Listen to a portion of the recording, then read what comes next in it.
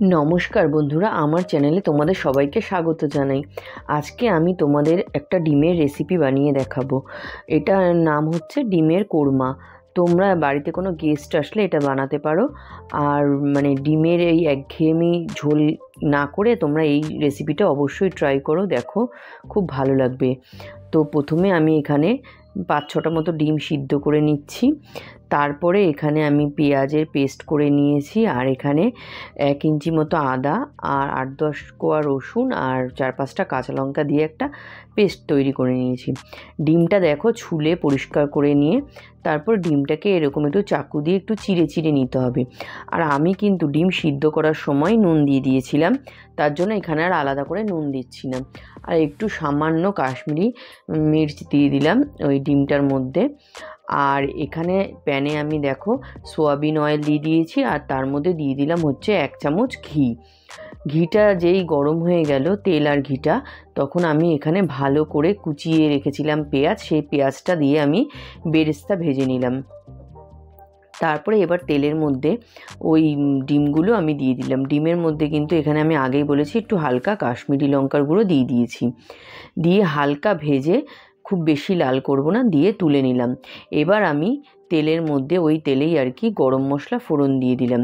আর গরম মশলার মধ্যে এখানে আমি দিয়েছি এলাচ, দারচিনি আর তোমার 4-5টা মতো ওটাকে সামরিচ আর 2-3টে গোলমরিচ দিয়েছি। তারপরে দিয়ে দিলাম হচ্ছে পেঁয়াজ বাটা।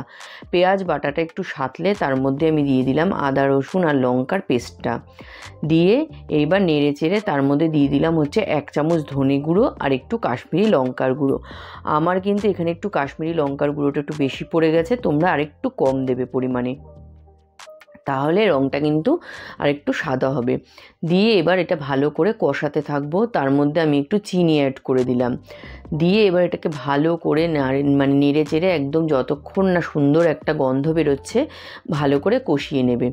তারপরে আমি ওখানে যে 4-5টা আমন্ড ভিজিয়ে রেখেছিলাম, ওটা খোসা ছাড়িয়ে পেস্ট করে এর মধ্যে দিয়ে দিলাম।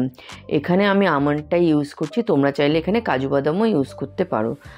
আর দিয়ে দিলাম, এবার কষানো হয়ে গেছে, এবার দিয়ে দিলাম একটু গুঁড়ো গরম মশলা দিয়ে এবার ভালো করে নেড়ে চেড়ে এরপরে আমরা ডিমগুলোকে অ্যাড করে দেব।